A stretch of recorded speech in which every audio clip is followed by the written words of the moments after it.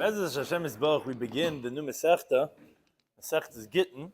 As Taisus had previously explained why the order of these Masechtas are the way they are. Nedarim, Nazir, Saita is a continuation from the different themes. And with that, we begin Masechta's Gitin, which discusses the laws of get, of a divorce document between the husband and the wife.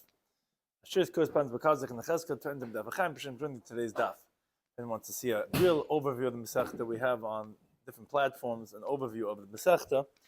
But Masechta's Gitin, like we said, is talking about the Gitin, which it says in the pasuk, "V'chasav la sefer krisus." He should write for her a book of severance. V'nosim b'yada, and he puts it in her hand. V'shalcha b'beisa, and he sends her out from his house. Now, one of the words it says over there, "V'chasav la," which is the theme that we open up right away the Masechta with that. La means lishma, that you have to do it for the sake of this woman. You cannot just write a generic, or let's say find it's like, oh wow, same names, and use it for yourself. It has to be written lishma for that woman. Now, our Mishnah opens up with the theme, and this is a big theme of this Masechta, is regarding a shliach, a messenger who is sent by a husband to give his wife a get. It's known as a shliach lo halacha. There's a shliach l'kabbalah when the wife sends. But the halacha that we open up with in our Mishnah for the first parak is b'fanei nechtav b'fanei nechtam. He has to say, in front of me was written, in front of me was signed, when he's bringing a get to Eretz Yisrael from Medina Zayam, from overseas. Some important terms and concepts of today's daf are kim shtaris, the verification of documents regarding how many people are necessary for that. Eidach and then bisurin, regarding that in general, when it comes to prohibitory law, you go to someone's house for kashrus or whatever it is, we believe a person, even though he's one person, and even though generally for testimony you need two people, we believe one person for Yisurin. And halacha b'davar shebe'erva, when it comes to halachas relating to arayas, that we would require two witnesses. So we begin the current Daf Beis, opening up this Masechta's Gitin, opens up the Mishnah Hamevi get. Someone brings a get. Now Taisus says that although oftentimes other documents are called with the same word of get, and it refers to monetary documents, the word get just actually means a document. Says Taisus, the Mishnah did not have to specify and explain that we're talking about get Isha, because most places when you say the word generic get, it means the get of Isha. Now Taisus has a very interesting idea. That the custom is to write 12 lines on the get. So Rabbeinu Tam says the reason is because the gematria, the numerical value of the word get, Gimel and Tes, is 3 plus 9 is 12. That's one shot. The Re heard in the name of Rabbi Goin, in the name of Rabbeinu Sadia Goin, because it says Sefer Krisis, has to be a book of severance. Now, there's 12 lines in a Sefer that's Krisis, because in a Sefer Torah, between every Sefer, there's 4 lines that separate, 4 empty lines. So, between Bereshis and Shemais is 4, Shemais V'Yikra is 4, and V'Yikra B'Midbar is 4. So that's 4 times 3 is 12. The question is, what do you do between B'Midbar and Devarim? That's just Taisus that Mishnah Torah is just repeating what was already said. We don't count that. So therefore, since there's 12 lines in the Sefer Torah that's kairos, that separates, therefore by a get, which is a Sefer Krisis, we have 12 lines. Be that as it may, says the Mishnah, maybe get. Someone brings a get Isha. He's a shliach. The husband sent him to bring the get to his wife to Eretz Yisrael, and he's bringing it in Medina Sayam from overseas, which Rashi says all of Chutz La'aretz is called Medina Sayam except for Bavel. As we'll say later on, Davav Marav, why Bavel has halacha like Eretz Yisrael. But Taisus asked them, why would you say Medina Sayam? Why didn't you just say a terminology, as we find later in the Gemara Daf Zayin, maybe get Mechutz La'aretz? Why are you saying this interesting terminology of Medina Sayam? So that says Taisus, because actually, if you said the word Chutz La'aretz, it would sound like all of Chutz La'aretz, even right outside the boundaries of Eretz Yisrael. That would include even like Rekem Acheger, as we're going to mention in a moment, which are places very nearby. That's why we said the words Medina Sayam, the overseas countries, to sound like that it's at a great distance far away. Only over there did the Tanakama say that if you're bringing from further away, as the halacha says, the Tanakama, it's sarach, that the shliach who's bringing the get, he's required shayim that he should say, B'fanai nechtav, you're going to get used to these words in this Masechta, in front of me was written, and the B'fanai nechtam, in front of me it was signed. The Gemara is going to explain what's the reason why the shliach says this statement. But again, this agent is someone that the husband made him what's called a shliach la'ilacha, an agent to go and deliver this get to his wife. He has to say, in front of me is written, in front of me was signed. That's the Tanakama. So again, the Tanakama says Medinas Hayam, which the way Tais explained means if it's far out, far away from Eretz Yisrael, he's got to say b'fan nechta. He says Afa maybe mina rekem or mina cheger. Even if he's bringing from rekem and cheger, which Rashi says is the targum of what we find in the pasuk in Bereshis, bein kaddish ubein barid, which is literally on the boundary of Eretz Yisrael. The targum is bein rekem lecheger. So even though it's so close, still says Ramulil lamaisa yuchutz laaretz, you have to say b'fanei nechtev and b'fanei nechtev. A third opinion says even a bigger chiddush. Rabbi Eliezer says afilu mikfar ludim, even from this village ludim, which is out of Eretz Yisrael, lelud, which is very close to this kfar ludim, but Lud is part of Eretz Yisrael, so they're literally right there, a stone's throw away, no pun intended, but stone throwing.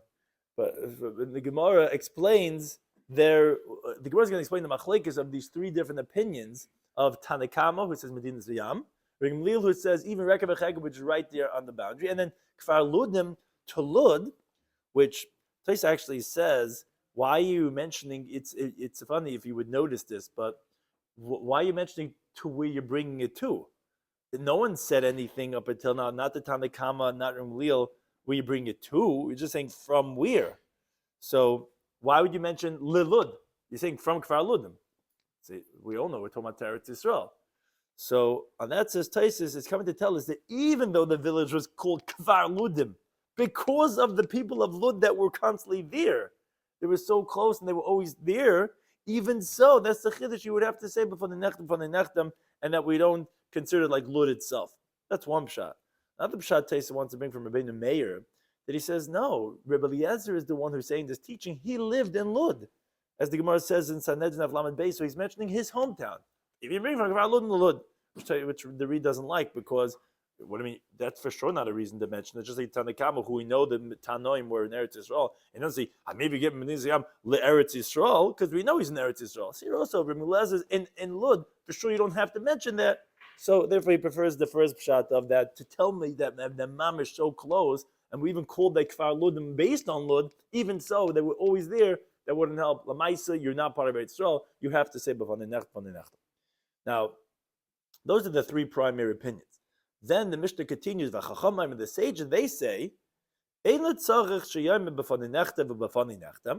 meaning they're disagreeing with Rabbi Gamliel and Rabbi Eliezer. You wouldn't have to say b'fanei nechtam, ela hamevi memedina sayam, only if you're bringing it from overseas, which Gemara is going to explain what is he adding on to the Tanakama, the Reisha. He seems to be saying like the first Tana, but he does add on the hamoilech.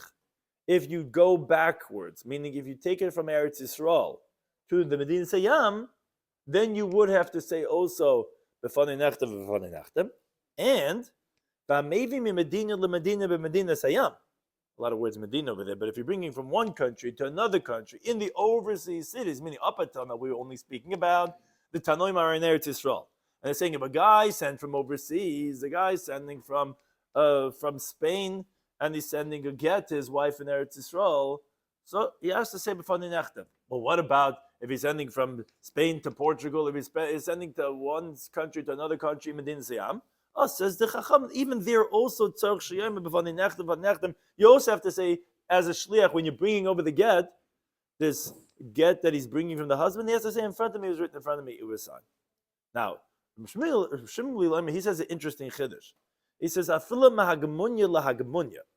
So the Gemara is going to explain that there was one city that had two different rulers, and they were very particular, one on the other, that the people from one province should not come into the other one. So you would think East and West Germany.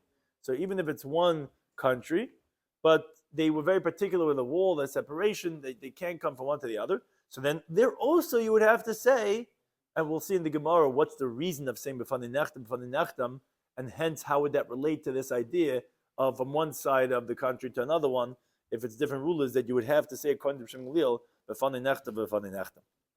Now the Mishnah concludes with Rabbi Yehuda Omer.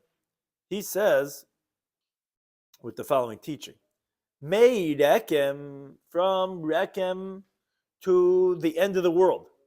lemizrach, to the east, all that is considered Medina Sayam, overseas, meaning out of Eretz Yisrael. V'rekem, now Rekem itself, is Kemizrach, is like the east of the world, meaning it's not like Eretz Yisrael.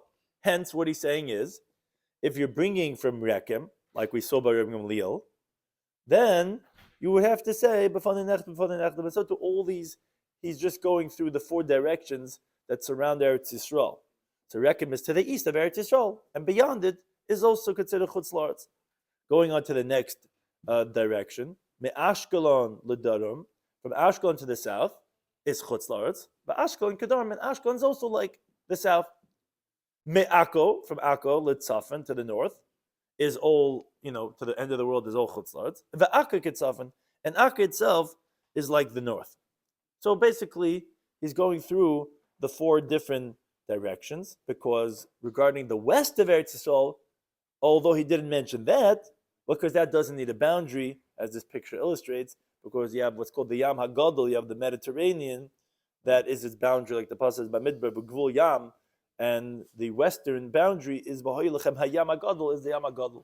But on the other three directions we described, we said on the east is Rekem, and beyond that is Chutz La'aretz. Ashkelon to the south, and to the north is Akko. And that's where the directions would be Chutz La'aretz. Now, there's a large places over here, which I'm not going to go through, but the Rabbeinu Tam asks, he says, how can you say Ashkelon is part of Chutz La'aretz? Ashkelon is part of Eretz Yisrael. Not because of modern Israel, because of Ashkelon, whatever, but because it says in Sefer Yeshua. It says that, and it says in Sefer Shoftim, Taisa brings the Rayas to show that it's part of Eretz Yisrael. So Rabbeinu Tam says a very important principle. He says, yes, but although when they came in times of Yeshua, they conquered it, but in times of Ezra Sefer, the Oili Bavel, didn't conquer it. And therefore, since there were many cities that the Oili Mitzrayim did, but not Oili Bavel, and therefore, Talmidei Chacham weren't there. There weren't any courts over there. And therefore, we considered for that, like Chutz La'aretz, and they would have to say before the Nechta. But Taisa says, but what's difficult is, because Rekem, Mechager in our Mishnah sounds like that it's Chutz La'aretz, and that's why Rabbi Gamliel says you have to say before the Nechta, but it says in Sefer Yeshua, and that it's part of Eretz Yisrael, and the Sefri also says that it was conquered by Oili Bavel. So it says Taisa interesting chiddush. He says there were two Rekem Mechagers. There's the Rekem Mechager that says by Avraham Avinu, as Rashi brings the pasuk, ben Rekem Bechagris ben Kodesh ben Shur, which was in the land of Avimelech Melech Pelishtim, and that was in Eretz Yisrael, because he says Mistam Avraham Yitzchak lived in Eretz Yisrael, and therefore the psukim that say that it's part of Eretz Yisrael is the one on the is that one that we're talking about, which was on the west of Eretz Yisrael, because the Pelishtim were in the west. That's where the Yam Pelishtim is, which is the western boundary of Eretz Yisrael. In our Mishnah, when we're saying Rekem Mechager is a part of Chutz La'aretz, is on the east. Like we're saying Rekem Kemizrach. So it's so interesting. Taisa wants to say there's two Rekem Mechagers. Now, what's with Akkoy? every one over here has a problem. Akkoy, although it was conquered by Oili Bavel, and we find, like the Gemara says in Ksubis, that Rebbe would kiss the stones of Akkoy, it sounds like that Akkoy is part of Eretz Yisrael also. So how are you saying Akkoy is Kitzafin? How are you saying it's part of Chutz La'aretz? So Rabbeinu Tam says it's not difficult at all, because Akkoy is half Eretz Yisrael, half Chutz La'aretz, as he proves from the Yerushalmi. And therefore, when we're saying in our Mishnah it's like the north, meaning out of Eretz Yisrael, it's the other half. But the Ri finds that difficult for a few different reasons, explaining the Gemaras elsewhere. So the Ri says that a very different understanding of the halachas of our Mishnah. You don't have to come up with all these teruts from all these different places to explain why Ashkelon was Chutz La'aretz and Akka is Chutz La'aretz and Rekem Chag is Chutz La'aretz. Says no. You could even say that all these places, like we were asking, are part of Eretz Yisrael. But Shehi B'Seif Gvul, they were just very far away from the primary settlements of Eretz Yisrael, and therefore they were far away from these shivas and the Bati Dinin, and therefore that's why you have to say B'fani Nechta, even though it's part of Eretz Yisraal. And that's what he says for Ashkelon, that's what he says for Rekem Mechager, and that's why we would have this halacha of saying B'fani Nechta about all these different places. So even though maybe it's really Eretz Yisrael, it would still have a halacha of like Chutz La'aretz. Now, Remeir, he says, no, we're saying Akkoy is like out of Eretz Yisrael.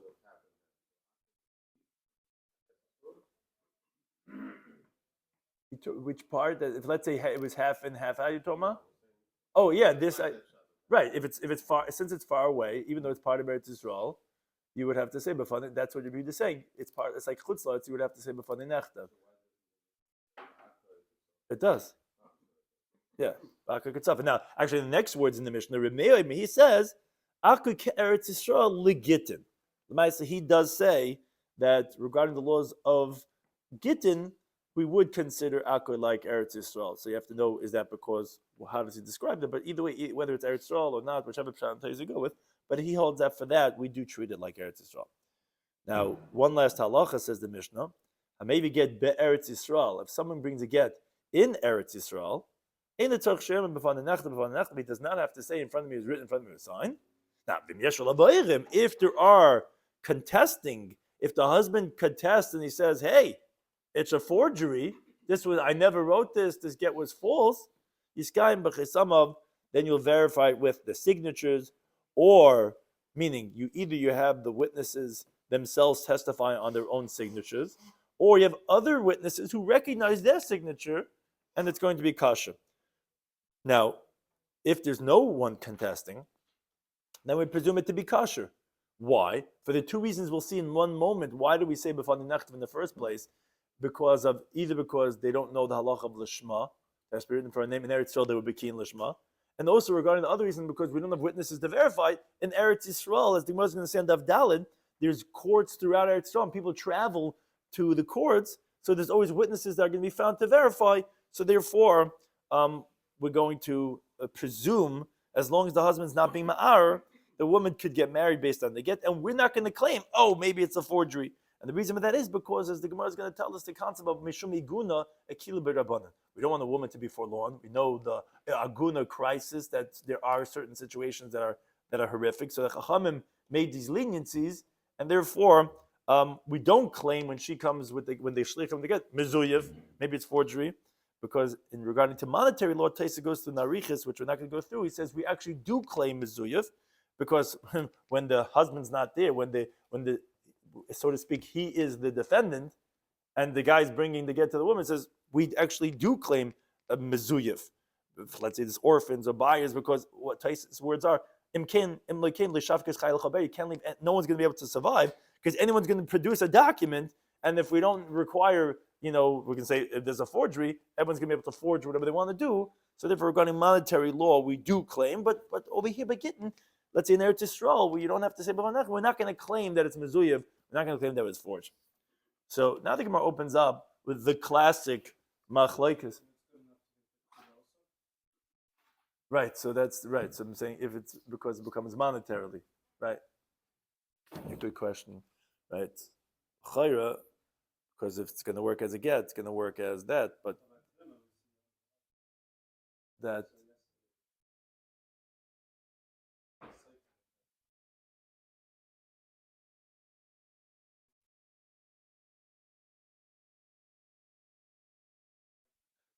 Right. Sometimes we'll differentiate, right, regarding prohibitory law and monetary law, right, exactly. Yeah, that's right. But here, that she's getting a get, then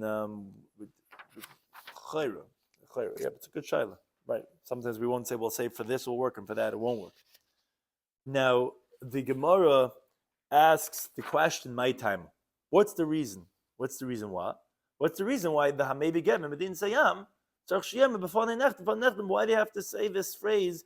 In front of me is written, in front of me was signed. So we have a machlekes Rabba and Rabba. Rabba, he says, as Gitin Daf and Beis, that the reason is lafi she'ein bekiin lishma, because the people in overseas were not bnei Torah, they weren't yeshiva light, not people who knew how to learn, and they didn't know that you have to write the get for the sake of this woman. Now the pasuk says, you're going to write for her a book of severance. Law means lishma, for her sake. So therefore the shliach says, b'fanai nechtav, b'fanai nechtam. In front of me was written, in front of me was signed. Oh, you saw Taka when it was written? You were there? Yeah. Oh, so we asked him, was it written lishma? And he says yes. And the Gemara is going to explain later on, well, why don't we make him say, which is the main idea, b'fanei nechtav lishma. B'fanei nechtam lishma. That's the whole point, right? We don't care that you saw it. Yay, right? What's it? Oh, now you saw it, so we ask him. So why didn't you just say it? The Gemara is going to explain that. But that's how Rashi explains the concern of Rabbah. Taisus says an interesting question. He says, "Are you telling me that not b'nei Torah, that people didn't know how to learn over there? So why is Lishma different than all the other halachas of Gitin? The halacha is you cannot write on something that's attached to the ground. You can't change the names. You can't have it written the daytime and signed the nighttime." And it says, don't say that you only pick Lishma because that's the more common case. He brings rayas, that's not the case, that we see we're only concerned for Lishma. But if it's because they don't know how to learn, so dafka that halacha, but all the other halachas are getting they knew and not this halacha? What do you mean they're not Bekin Lishma? Rabbi Tam actually says that's not, all the halachas of Gitin they were Bekin. And this halacha they knew also. It's just that this drasha of a kasabla Lishma, they didn't like the drasha. When it says in Bekin, it means in Chayshin. They weren't concerned for this drasha of Lishma. And as we'll see later on, the Gemara on Daf Hey is going to tell us a concept what's called la'achar shalamdu. Nuchtim was am gelernt von gewiss the halacha von Lishma, says Rabbeinu Tam. It doesn't mean they never knew it. It means la'achar shekiblu, after they accepted it. That's what Rabbeinu Tam explains, and that makes sense because or else they knew how to learn, they didn't know how to learn. But pink de halacha, they didn't know. Says Rabbeinu Tam, no, they knew halacha, but this they weren't mekabel. And therefore, we in Eretz Yisrael had to be concerned that maybe they didn't do it. Lishma, we have this like hechsher, so to speak, And also, Taisus doesn't like that Rashi says that b'fanei nechtav is just that he says, I saw it. Then we ask him, afreik him, we say, ni, givein lishma denish. Says Taisus, first of all, we don't find anywhere that it says we have to ask him. And if it is that we have to ask him, so we're going in one moment we're going to say the difference between Rabba and Rava. They have different pshatim. Say, what's the difference? And we say three differences. There should be another difference that according to Rabba, who says the reason to call Shema that we have to ask should have been another difference. So the Re says no. When the guy is saying in front of me is written, what we're presuming between the lines he's saying is it was Lishma, and we don't have to ask. Now, even though the Gemara will ask later on, say, why doesn't he say Lishma? That's only because if that's the primary reason, you should say explicit. But it's not that we have to ask him. According to Taisus, you don't have to ask. And the guy says, and he goes, he leaves. According to Rashi, you have to ask him. No, Otaki, you saw it. Right, for this woman. Oh, so that's what Taisus holds.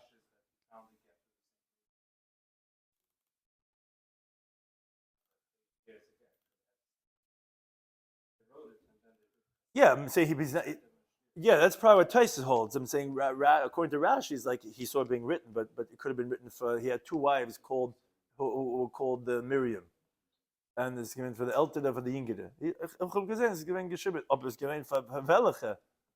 He had two wives, Miriam, and no, but you could know because he says that's what they're doing it for. But if you don't ask him, Rashi holds it's like okay, you saw it written, then now what?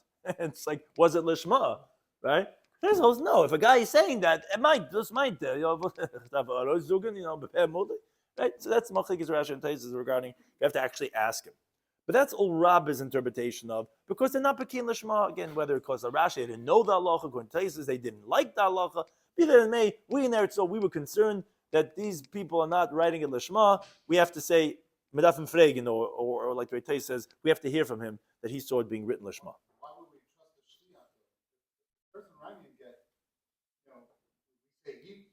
We don't know if he's doing Lishma or not. Yeah. How's the shliach going to know? He didn't even go to school to learn how to write a get. Doesn't understand the nuances of get, whereas the person writing get at least understands some basic halacha. So, if anything, if he doesn't know for sure, the shliach will know. Right. So but the point is that, and we'll see this shortly, this idea that he knows he's going to be asked this question of, we're waiting for that phrase, that magic phrase, and if he doesn't say it, it's not going to work. So the Gemara is really going to tell us that really most people did know this halacha, or according to except halacha. There's a minority that didn't, and everyone knew this, and this guy knows he has to say this, so he's going to be medaik before, and he's going to make sure that he knows what that was done l'shma. So even though he doesn't know the intricacies of it, he's going to make sure that he's taking responsibility for that. Yeah, good question. Now this is the shot of Rabbah. Rabbah, he says a different shot. He says lefisha in edim mitzuin lekaimai. because there's no witnesses that are around to verify it. Meaning, there's no caravans that are frequenting from Medina Sayam to over here in Eretz Yisrael. So therefore what?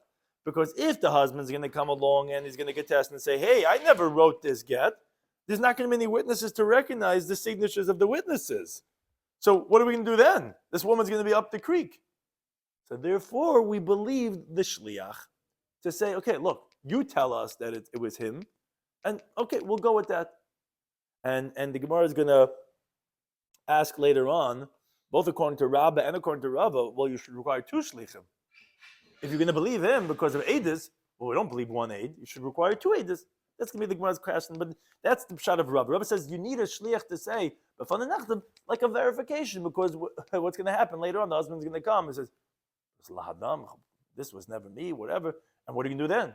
And there's no Eidim because they live in Spain and in Eretz Yisrael and in Yerushalayim. So you have a shlich. When he brings it, we took care of the problems already. We preempted any contesting the husband might do. That's the machlekes. Rabba and Rabba are going to have this a lot. This mesechta, this machlekes, b'fanei nechta. Now, says Gemara, my banayu.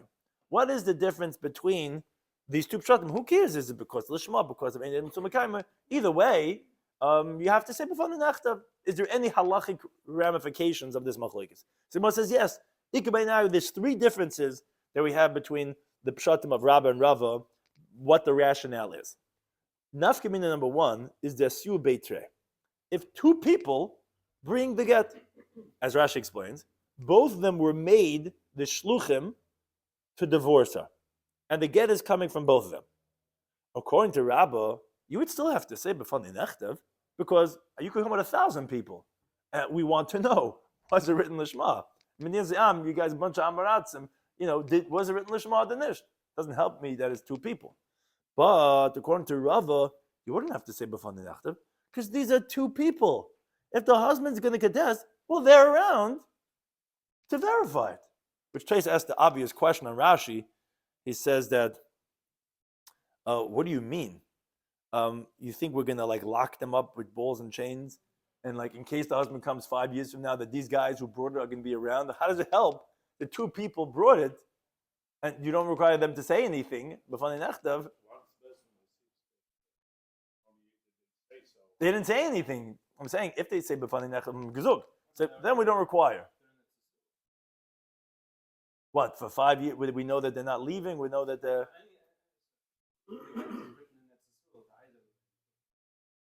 Yeah, because that's what the Gemara is going to explain. In Eretz Yisrael, people come and go. The people are all coming. Well, we don't know if they're going to stay around. They might go back to Medina and say, no, but it's also more than that. It's just these two people. In Eretz Yisrael, if it's coming from Eretz Yisrael, so it's not. Many people know these people. Many people know the witnesses that, let's say, sign. Let's say these people lived in Beit Shan or whatever, in the Ramat Eshkol, so whatever it is. Or you have a bunch of neighbors, a bunch of chaverim, and there's two witnesses who sign on the get.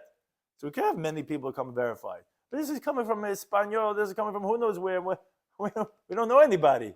There's no one here. Just these two guys brought it, but we're not going to hold on to them. So what does that mean? And he says also that what does it help by having two people bring it? He says the same thing would be if you have two people from the street that recognize it. It should also be that we don't require the shleich to say b'fanei nechtav because you have two people on the street. So the Riva actually explains that the reason why when two people bring it is because they say that the husband sent them. If the husband sent them, then the husband's not believed anymore to say he didn't send them, because when you have two people, they're two witnesses. And if they would say in front of us she was divorced, wouldn't they be believed? And also, we're not concerned that maybe he deliberately signed false witnesses, because as Tay says, we presume that since he's sending her the get, he did it appropriately, and we're not concerned that he's going to make her stumble. So if he could say, I didn't do anything, but if we have two witnesses saying that he sent us, then we don't need to have any verification of the document. That's how the Riva explains, not because they're going to be around to go ahead and it's going to come up to Eid Nasadain, and that we're going to see regarding. But why do you want which shliach? Shliach. Yeah, the shliach could be an aid. It's usually the question is regarding Eid Nasadain. Could a witness become a judge or something like that? What? By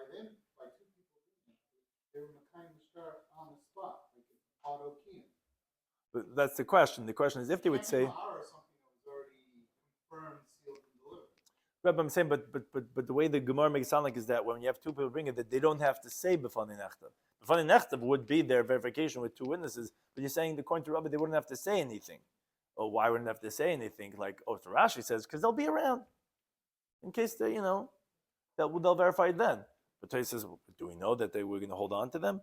So that's what the Riva says, that, when they're saying we were shluchim, they're not saying that anything regarding the documents. He sent us. Sent you? Okay. Chaim Hashem. Then fine. Then it's already verified that way. But an important Tais is actually, on the second wide line, the widest line, he says on these words, Lafish im bikin lishma, he says the question is that the Gemara tells us later on that if the husband himself brings the get, then he doesn't have to say b'fani nechtav. Question is, if you hold that the vard is that not bikin lishma, so why is he any different than his shluchim if we're concerned that maybe it wasn't done lishma? So the Gemara says later on the reason why when he brings it himself is because he's bringing it himself and he's going to contest. Says Taisus, why wouldn't he contest? He could just say, I didn't know it has to be written lishma, and now I know. So the Ritz says a very important idea. It says shortly the Gemara is going to come out that most people were proficient, and generally the scribes who write it, they know the halacha. The only concern we have is what's called las ba'alma, spreading rumors. That mistama, when he's protesting, is really inappropriately.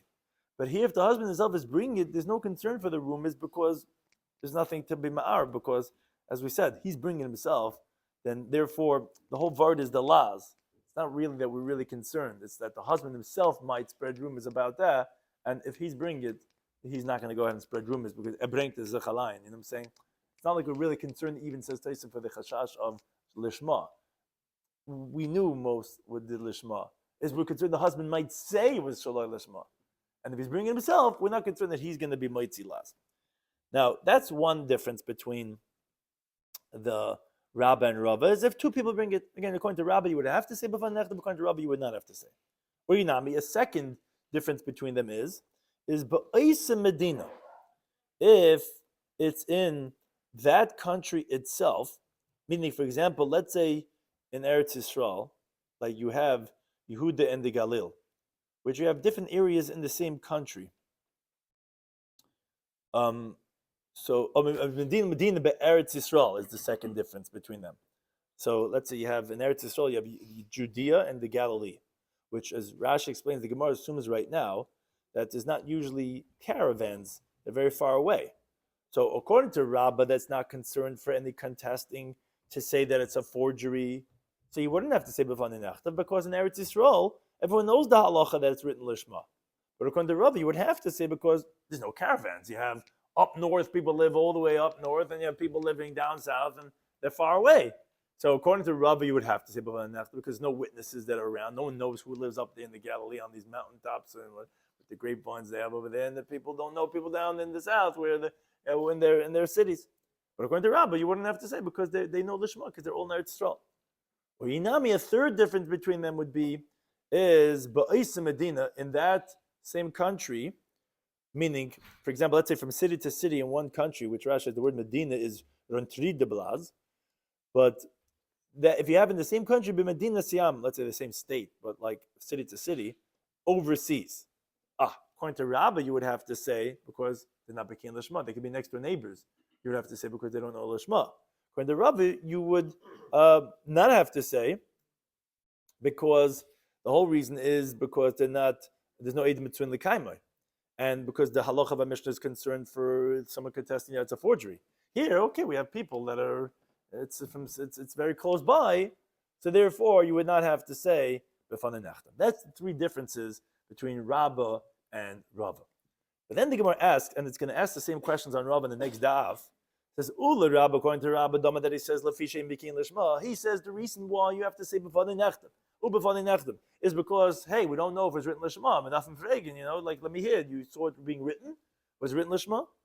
If that's the case, like someone asked before, Libayi today, you should require two witnesses, not one, which Taisa points out that the Gemara doesn't yet know what we said before, that really the whole reason is only because of Laz until the end. Now it really thinks that we think people don't know the halacha of lishma.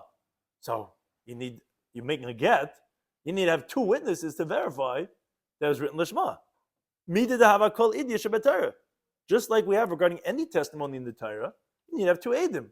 Some of the gears are not with a dal, but with a reish. It's discussed that akol araya shabbatar doesn't like that so much. But every testimony needs two witnesses. So how could you send one guy as the shliach to be an eid? Says the Gemara, eid echad neman be'isurin. One witness, this one shliach, this one guy, is believed when it comes to prohibitory law. Why is that? Because, like Rashi explains, the Torah believes every single Jew that, let's say you come to his house, maybe he didn't separate truma. No, you believe him that he separated truma. When you come to his house, how do you know that he shechted the animal? You believe him. How do you know that he took out the giranosha and the chaylev? You come to a person's house, isurim everywhere, right? How do you trust your neighbor? Because it's isurim, and you believe eid echad regarding these halachas. Now, why do you need even eid echad? What? Why do you need eid echad? Why is it not namanas? There's an isra over here, right? How do you know it's? You say eid echad, isurim. That's on everybody. What's the difference between Trumas Maisa and? Yeah, so actually, Taisa actually mentioned that Rashi should not have mentioned truma and shchita, because there you believe. Taisa actually goes the other way from what you're saying. He says even though it's ischazik yisura, there's a cheskes isser. When you have grain, it's tevel. You come to the guy's house. How do you know that he separated truma? You bring two edim. You come to your neighbor and says, "Bring two edim." Geschechted. How do you know, right? So that's because of a svara, what's called biyadi lasaknam. Because since the person has it in their ability to remedy it, to fix it, because they could just separate, they could just shecht it. So therefore, Taisa, you shouldn't have quoted that as the source, because that's even a bigger chiddush. We don't usually believe one person by ischazik yisur, but when it's biyadi lasakna, then we actually do believe, even though there's a cheskes isser over here. And he says this, that we rely on women by shchita, even though they don't even know hilchas shchita, because also she has it biyad. It's in her opportunity and her ability to learn hilchas shchita or to hire others to shecht her. So it's considered like biyad. But then it says, okay, so how do we know the halacha of eidach and where's the source of this halacha? Which is a huge halacha.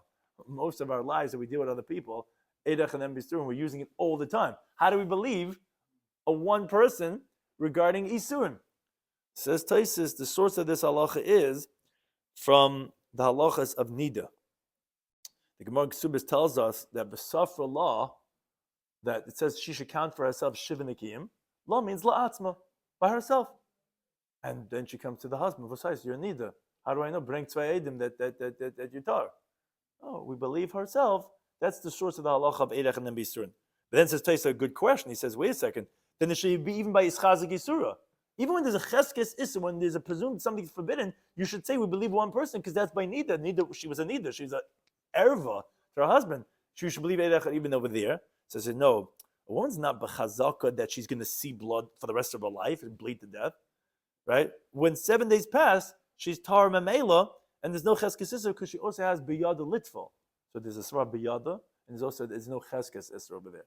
So al kapanim, we learn out the halacha of eidach and misurin from that of nida. Why did he bring down my cooler over here by over here by Oh, what the source of this halacha? Yeah. Of where by By cooler Oh yeah. Well, yeah, I was saying because there that's what the Gemara discusses this halacha by eidach and misurin by shchita. But yeah, he's not saying the source of the halacha. He's just saying where the concept is mentioned by eidach and misurin. So says the Gemara, wait a second, the Gemara doesn't like this answer really so much of that you tell me because eidach and misurin. Because when do we say this concept of one aid is believed regarding prohibitory law? I'll tell you when, and we just discussed this in passing. You have a piece. Safik shel chaylev. Safik shel, you're not sure. A shtickle schmaltz. You don't know. Is it chaylev, which is prohibited fat? Is it truma, which is the permitted fat? The law is chazik yisura, where there's no presumed prohibition on this piece of fat itself. So one person could come along and say, "Oh, it's from Schwartzberg's heimische glatt store." You know, we can this essen, right? One eidach will believe because you never knew otherwise. Avol hacha, but over here, regarding this woman. The ischazik isura de ishes ish.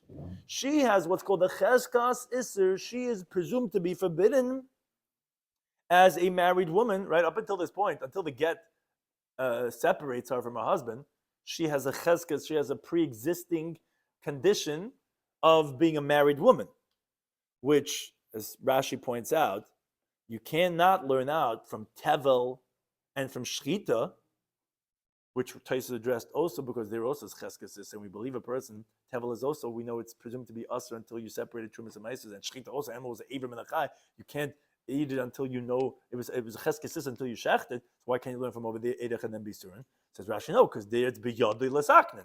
There you have the ability to remedy it. So if you believe to say testimony on this, here it's not biyadcha. This depends on the husband with a get. It's not just biyadcha. So that's havadava shebe'erva. That's what's called a halacha of a rayis.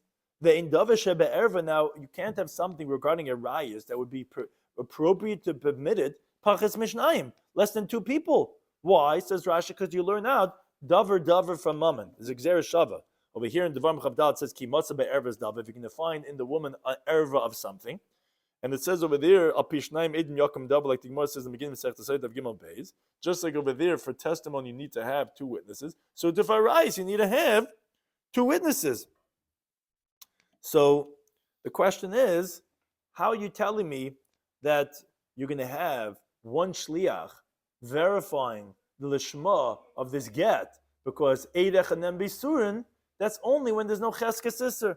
Over here, that is a cheskes isser. There is no halacha be'edech and misurin. And moreover, and actually, parenthetical, Rabbi Tam asks, he says, what does edech and misurin even help?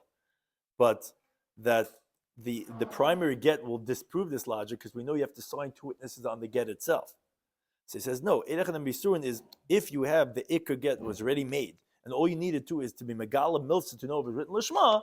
For that was saying edech and misurin. But on that the Gemara is saying, no. This is a davar shebe'erva, and there is a cheskes isser, and to say it's lishma itself should require two witnesses. What says? How could you send me one shliach to say b'fanei nechtav, and okay, he told us it's lishma. One witness is not enough. It's a cheskes isser, and this davar shebe'erva should require two witnesses. Says the Gemara, a very important answer. Roiv b'kiyin. Now, most of the Jews in Medina Zayam were proficient, which again, the Kohen says it wasn't that they knew it. Most of them accepted it, even the halachim. And we don't have to suspect them that it wasn't not written lishma. And the Gemara takes it even one step further. Even according to Meir that we find in Shas, that he's always concerned for the minority. Where do we find this? So for example, let's say he holds a minor boy or a minor girl cannot do chalitza or yibum. Why not? Even though they're eligible to do chalitza yibum. Because by the minor boy, he might be a stris. He might be someone who cannot have children. And the girl might be an islandess, as the Gemara says, they're too young for us to know if they're capable of having children. Now, if he's a stris or she's an islandess, comes out that you had an isser of eishes ach, shlei b'makam mitzvah, because you're not supposed to do yibum. It's only if you could have children. The whole point is to be able to foster children from the dead brother's widow. So Rameh is concerned. He says, one of those, concerned rabbanim, they say, we don't know what's going to be. Maybe. He's chaysh meyuta. Says the Gemara, even according to him, this halacha would make sense. You know why? Because tam safra the dainim. In general, the scribes of the judges, who are the ones who generally write the documents of the Gitin, they are migmegmiri. They know the halacha that a get isha has to be lishma. So Taisa explains a very important. So what does that calculate to?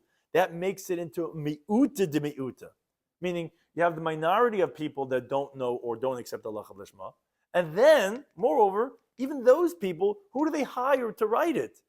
Is the Orthodox the court that has the scribe, who he knows the halacha. So he's doing it lishma. To say that you're going to find the scribe or that they didn't do it such a scribe is a miut of a miut. Even Reb Meir agrees that we're not chayshish for miuta di miuta, a minority of the minority. So even he would agree to this halacha. So then the Gemara finishes up the idea. So if that's the case, wait a second, why do we say b'fan nechtam in the first place then? You're telling me it's so not common to have this problem of not being written lishma because really everyone knows the halacha. And even if they don't know, it's the scribe who's writing it, who he knows, the sefer knows.